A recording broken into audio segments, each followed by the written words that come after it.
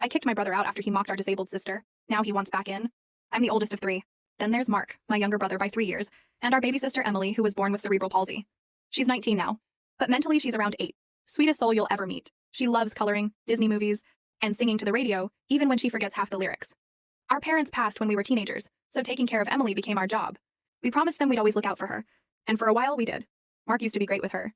He'd take her to the park, make her laugh, even teach her to play video games. But when he hit his early 20s, something changed. He started getting impatient. He'd roll his eyes when she asked for help, or snap. Stop acting like a baby. I'd pull him aside and say, she's trying her best. Mark.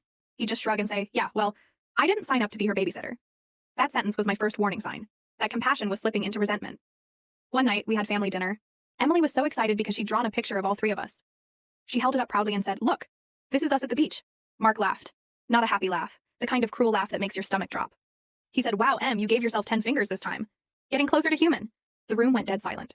Emily's face fell. She didn't understand completely, but she knew it was mean. She started crying, big gasping sobs. I told Mark to get out. He said, oh, come on, it's just a joke. I said, no, jokes don't make people you love cry. He stormed out. That was 2 years ago. After that night, he moved in with friends. We didn't talk. No texts, no calls. Birthdays passed. Emily would still ask about him. When is Mark coming back? And every time I'd say, when he learns how to be kind again, she started drawing him less and less. Eventually, she stopped asking. I still loved my brother, but love doesn't mean letting someone hurt the people who can't defend themselves. And I refused to let Emily grow up thinking cruelty was normal. Then last month, there was a knock at 9 p.m. I opened the door, and there he was. Older, thinner, holding a duffel bag and wearing guilt like a second skin. He said quietly, hey, can we talk? I didn't invite him in right away. I asked, why now? He said, because I messed up. I've messed up a lot, and I miss you guys. He told me his friends had kicked him out. He'd been sleeping in his car, and after 2 years of trying to figure himself out, he finally realized what he lost. He said, I was angry at everyone, but mostly at myself. I told him, you didn't just hurt me, Mark. You broke Emily's heart. He nodded, eyes full of tears, and said, I know. I've been watching her TikToks. She still talks about me sometimes. I don't deserve her forgiveness, but I want to earn it. That's when I let him in. Emily was in the living room coloring. When she saw him, she froze. Her voice cracked as she said, Mark? He knelt down beside her, hands shaking, and said, hey, Em, I missed you so much.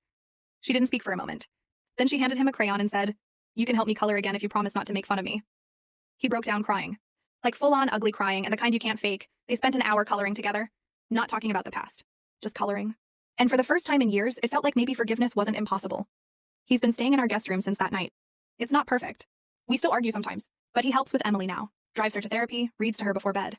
One day she said, Mark's nice now. He laughs with me, not at me. And that's when I knew letting him back in, slowly, was the right thing to do. He still apologizes, sometimes too much. But I tell him that change matters.